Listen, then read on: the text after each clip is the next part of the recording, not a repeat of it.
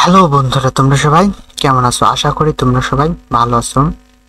তো আজকের এই ভিডিওয়ে আমরা দেখব পাইথনের আরো কিছু গুরুত্বপূর্ণ বিষয়, যেমন পজিশনাল প্যারামিটার, নন লোকাল এবং গ্লোবাল কিওয়ার্ডের ব্যবহার, এবং ফাংশন একটা অবজেক্ট এবং একটা ফাংশন আরেকটা ফাংশনকেও রিটার্ন করতে পারে। এগুলো সব কিছুই গুরুত্বপূর্ণ। তো ভিডিওটি সম্পূর্ণ দেখার অনুরোধ রইল, এবং তুমি তোমার কম্পিউটারে আমিও যা করি তুমিও তা করো। তো ভিডিওটি চলো শুরু করি। তো চলে গেলাম আমি আমার এডিটরে। এখানে 3 নামক একটি ফোল্ডার নেব, পাইথন ফাইল নেব, এবং প্রথমে দেখবো পজিশনাল প্যারামিটার। আচ্ছা, তার আগে দেখবো আমরা একটা ফাংশনের কি ডিফল্ট প্যারামিটার। সাপোজ আমরা একটা ফাংশন ডিফাইন করলাম এবং অ্যাড নামক একটি সিম্পল একটা ফাংশন নিলাম, এবং এ আর বি দুইটা প্যারামিটার। এটা রিটার্ন যাই করুক ব্যাপার না, ধরো A B print formatting string লিখলাম এ ইজ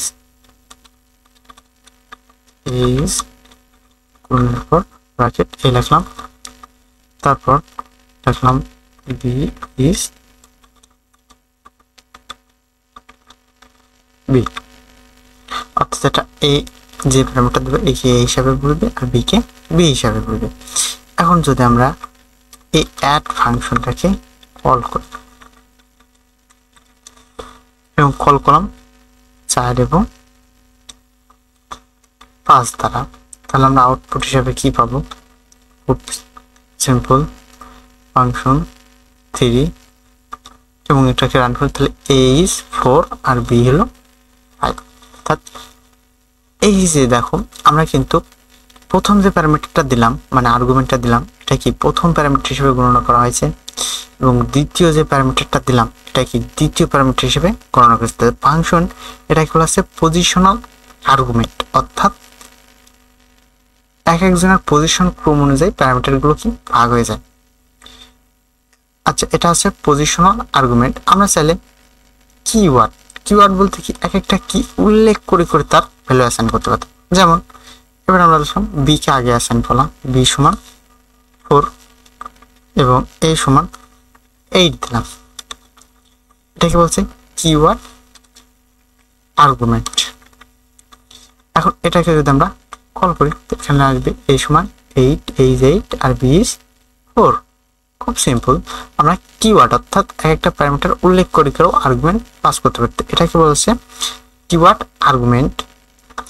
আচ্ছা, এবার আমরা দেখব আমরা একটা ফাংশন চাইলে পজিশনাল ভাবেও কল করাতে পারি, আবার কিওয়ার্ড ভিত্তিতেও কল করতে পারি। কিন্তু আমার অনেক ক্ষেত্রে এমন প্রয়োজন হয় যে আমরা শুধু চাই যে এটা পজিশনাল ভিত্তিকই কাজ করব। তো তখন আমরা কি করব, প্যারামিটারের ভিতরে একটা কমা নেব এবং শুধু স্ল্যাশ দেব। তখন কিন্তু এটা কিওয়ার্ড আর্গুমেন্টের জন্য আর কাজ করবে না, তখন এটা ইরর থ্রো করবে। এবং এই ক্ষেত্রে আমরা শুধুমাত্র পজিশনাল আর্গুমেন্টই ব্যবহার করতে পারবো, এবার কিন্তু কোনো সমস্যা নাই। আবার কিছু কিছু ক্ষেত্রে আছে, আমি কন্ট্রোল জেড করলাম, আমরা যদি এটার আগে একটা অ্যাস্ট্রিক দিই এবং কমা দিই, তাহলে এটা কি নির্দেশ করে? এটা আর্গুমেন্ট, অর্থাৎ আমাদের এই কিওয়ার্ড আর্গুমেন্টের উপরেই কাজ করবে। আমার কিন্তু আর পজিশনাল ভাবে দিলে এটা ইরর থ্রো করবে। এটা কিন্তু কাজ করলো, যার কারণে আমরা কিওয়ার্ড ভিত্তিক দিচ্ছি। কিন্তু আমরা যদি এটা আবার পজিশনাল করে দিতে চাই, তখন কিন্তু আবার ইরর থ্রো করবে। এগুলো কি খুব ছোট ছোট বৈশিষ্ট্য এক একটা ফাংশনের, এগুলো কিন্তু কাজে আসে। আবার এমনও খেয়াল করো যে আমরা ডিফল্ট কোনো ভ্যালু দিতে চাই, সেটা কিভাবে করতে পারি? সাপোজ এর অ্যাসাইন 0 দিলাম, আবার বি অ্যাসাইন 0 দিলাম। এটা কি ডিফল্ট মান বলে। আমরা প্যারামিটার দিলাম, প্যারামিটারের ভ্যালু পাস করলাম a6 b6, কোনো সমস্যা নেই। তো এ আর বি দেওয়ার মানে কি, আমরা যদি এখানে প্যারামিটার না দিই তাহলে কি ইরর ধরার কথা ছিল, কিন্তু এবার কিন্তু কার ইরর হবে না। অর্থাৎ এই প্যারামিটারের আর্গুমেন্ট হিসেবে ডিফল্ট ভাবে 0 0 কিন্তু আমরা দিয়েই রেখেছি। তো এটাকে বলছে ডিফল্ট আর্গুমেন্ট পাস। তাহলে পজিশন আর্গুমেন্ট পাস দেখলাম, কিওয়ার্ড আর্গুমেন্ট পাস দেখলাম এবং ডিফল্ট আর্গুমেন্ট পাসটাও দেখলাম। এবার চলো আমরা আরেকটা জিনিস দেখবো, নন লোকাল এবং গ্লোবাল কিওয়ার্ডের ব্যবহার। আচ্ছা, খুব সিম্পল ভাবে আমি খুব সবকিছু দেখানোর চেষ্টা করি। তো সাপোজ আমরা একটা ভেরিয়েবল নিলাম এক্স, শুধু একটা ভেরিয়েবল, এবং এর ভিতরে কি নেব, একটা স্ট্রিং নিলাম এবং লিখলাম I am global, I am global. এটা একটা গ্লোবাল ভেরিয়েবল। এরপরে আমরা একটা যদি একটা ফাংশন নিই, ডেমো নামে একটা ফাংশন নিলাম। নেওয়ার পর আমরা কি করলাম, এই এক্স এর ভিতরে আবার অ্যাসাইন করলাম I am function, I am in a function, আমি ফাংশনের ভিতরে আছি, I am in a function. এবং এটাকে যদি রিটার্ন করাই প্রিন্ট এক্স, তাহলে এটা কি এক্স কে প্রিন্ট করবে। এবং আমরা যদি এখন ডেমোটাকে কল করা, তাহলে কি দেখবো আমরা দেখব যে আই অ্যাম ফাংশনটা প্রিন্ট হচ্ছে। খুব ভালো করে খেয়াল করো, আই অ্যাম ফাংশনটা কি প্রিন্ট হয়েছে, খুব সিম্পল। কিন্তু এই এক্সটা কিন্তু এই গ্লোবাল এক্স না, দুইটা আলাদা। আমরা যদি এখন প্রিন্ট করি গ্লোবাল এক্সটা কি, অর্থাৎ এই এক্সটাকে প্রিন্ট করলাম, এটা কিন্তু এই এক্স এর ভিতরে আমরা কিন্তু সরাসরি অ্যাক্সেস করতে পারি না। তাহলে কি এটা কিন্তু নিচেরটা গ্লোবালি আছে, উপরেরটা ফাংশনে আছে, দুই রকম। তো আমরা চাইলে এই স্কোপ থেকে আমরা যদি জাভা স্ক্রিপ্ট বা অন্যান্য প্রোগ্রামিং ল্যাঙ্গুয়েজ দেখি, তো কি দেখব যে আমরা একটা গ্লোবাল ভেরিয়েবলের ভিতরে যদি আমরা একটা ফাংশন স্কোপে ব্যবহার করতে পারি এবং ডিরেক্টলি ব্যবহার করতে পারি এবং ওটা অ্যাসাইন করতে পারি, চেঞ্জও করতে পারি। কিন্তু পাইথনে এমনটা হয় না, পাইথনে রিজেনারেট হয়, অর্থাৎ ডিক্লেয়ার হয়, এবং এটা এক্স আলাদা, এটা একটা আলাদা। তো আমরা এই ফাংশন স্কোপ থেকে গ্লোবাল স্কোপ একটা ভেরিয়েবল বা একটা প্রপার্টিস কিভাবে ব্যবহার করতে পারি, আমরা গ্লোবাল কিওয়ার্ডের মাধ্যমে ব্যবহার করতে পারি। গ্লোবাল এক্স, অর্থাৎ এটা কি গ্লোবাল এক্স এবং এক্স এর ভিতরে অ্যাসাইন করলাম আই অ্যাম ফাংশন। তো এখন ডেমোর জন্য আই অ্যাম ফাংশনটা একবার প্রিন্ট পাবো, এবং যেহেতু global x I am global ছিল, এখন চেঞ্জ হয়ে যাবে কি আই অ্যাম ফাংশন, অর্থাৎ আই অ্যাম ফাংশন দুইবার প্রিন্ট অবস্থায় পাবো। যদি আমরা দেখি এখন কিন্তু নিচেরটা আই অ্যাম গ্লোবাল আর নাই, আই অ্যাম ফাংশন এক্স, অর্থাৎ গ্লোবাল চেঞ্জ হয়ে গেছে। তো একটা ফাংশন এক্সিকিউশনের মাধ্যমে কিভাবে আমরা গ্লোবাল ভেরিয়েবল চেঞ্জ করতে পারি তা আমরা দেখলাম। আচ্ছা, এবার আমরা দেখবো নন লোকাল কিওয়ার্ডটা কিভাবে দেখবো। আমরা জানি একটা ফাংশনের ভিতরে আমরা চাইলে আরেকটা ফাংশন ডিফাইন করতে পারি। তো চলো আমরা আরেকটা ফাংশন ডিফাইন করি, নেস্টেড। এবং এই ফাংশনের ভিতরে আরেকটা প্রপার্টিস আছে এক্স, এবং এটা একটা স্ট্রিং নিলাম I am nested, ঠিক আছে, nested। এটা রিটার্ন করে এক্সটাকে, খুব সিম্পল, এটা রিটার্ন করে এক্সটাকে। এবং আমরা পরের লাইনে অর্থাৎ ডেমো ফাংশনের ভিতরে প্রিন্ট করলাম এক্সটাকে। তাহলে এখন আমরা কি দেখব, এই প্রিন্টটা কাকে প্রিন্ট করবে, এটাকে প্রিন্ট করবে নাকি এটাকে প্রিন্ট করবে, এই এক্সটা আই এম ফাংশনটাকে প্রিন্ট করবে নাকি আই এম নেস্টেডটাকে প্রিন্ট করবে। অবভিয়াসলি এটা আই এম ফাংশনটাকে প্রিন্ট করবে,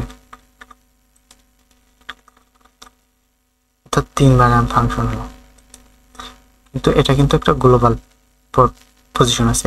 আচ্ছা, প্রিন্টটাকে যদি আমরা এখান থেকে এক লাইন উপরে রাখি এবং এখানে একটা ইন্ডেন্টেশন দিয়ে দিই, এখন কি আই এম প্রিন্টের জন্য কি আই এম নেস্টেডই পাবো, এবং এটা কি রিটার্ন করবে এইটাকে আই এম ফাংশনটাকে।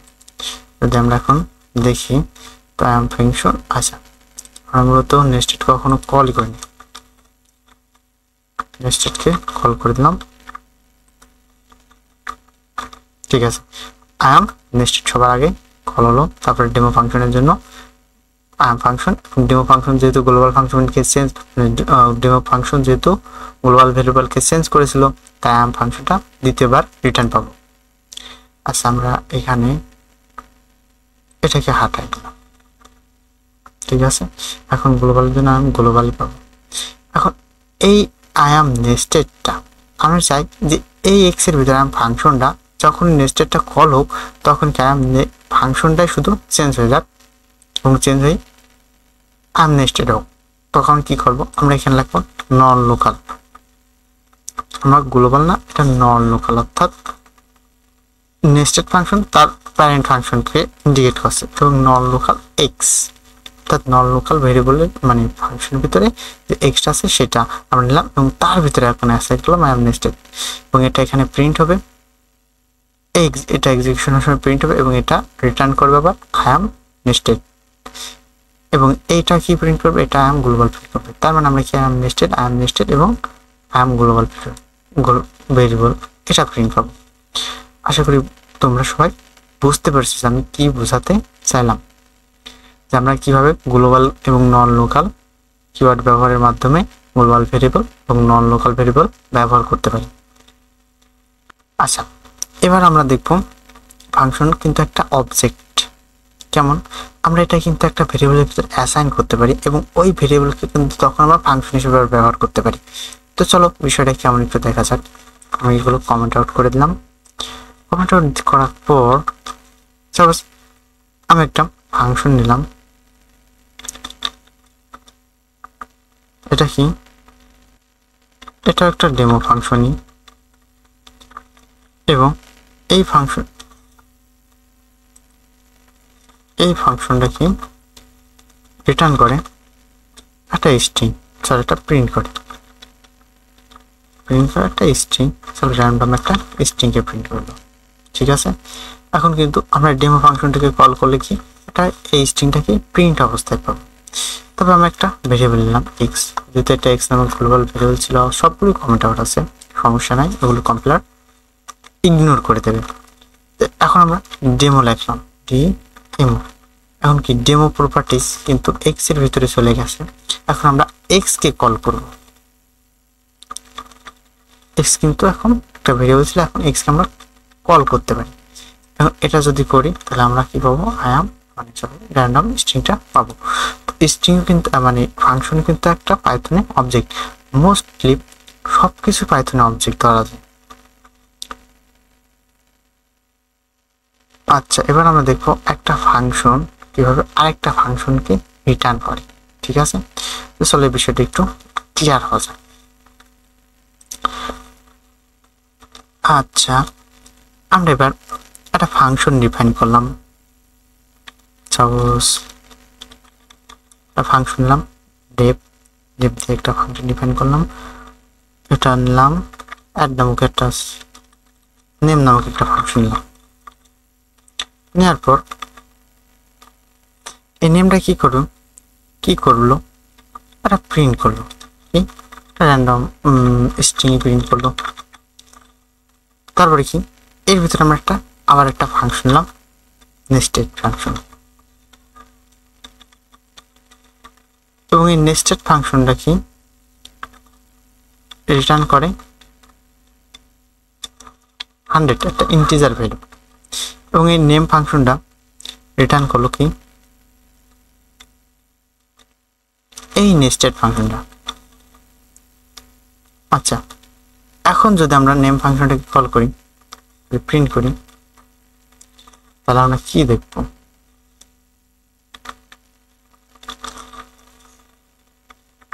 দেখবো, যে নেক্সট এটা যখন কল হলো তখন প্রিন্ট এই ইনস্ট্রাকশনটা এক্সিকিউট হলো এবং এই নেস্টেড পুরো ফাংশনটাই কি রিটার্ন করেছে এবং একটা ফাংশনের অ্যাড্রেস দেখতে পাবো আমরা, অর্থাৎ একটা অবজেক্টের অ্যাড্রেস পাবো র্যান্ডম স্ট্রিংটি এবং একটা ফাংশনের অ্যাড্রেসটি। এখন আমরা চাইলে কি করতে পারি, একটা ভেরিয়েবলের ভিতরে এটাকে নেম ফাংশনটাকে কল করলাম, নেম ফাংশনটা কল করার পর এই এক্স কিন্তু এখন একটা ফাংশন এবং এই এক্স কে আমরা কি কল করতে পারি। তাহলে কি হবে, নেম ফাংশন যেহেতু কল হলো তাই প্রিন্ট এক্সিকিউশন হলো এবং এটা এক্সিকিউশন শেষে রিটার্ন করলেই একটা ফাংশন কি, এবং এই ফাংশনটা স্টোর হলো কোথায়, এক্স নামক ভেরিয়েবলের ভিতরে। এখন এক্স নামক ভেরিয়েবল একটা ফাংশন এবং এই এক্স নামক ভেরিয়েবলটা এখন আমরা প্রিন্ট করলাম এখানে। তো আমরা প্রিন্ট অবস্থায় পাবো র্যান্ডম স্ট্রিংটি এবং 100, দুটাকে প্রিন্ট অবস্থায় পাবো, র্যান্ডম স্ট্রিংটি এবং 100। আশা করি তোমরা সবাই বুঝতে পারছো যে নেস্টেড মানে একটা ফাংশন কিভাবে আরেকটা ফাংশনকে রিটার্ন করতে পারে। তো আজকের ভিডিও এ পর্যন্তই, দেখা হবে পরবর্তী ভিডিওতে। সুস্থ থাকবেন, ভালো থাকবেন, আল্লাহ হাফেজ।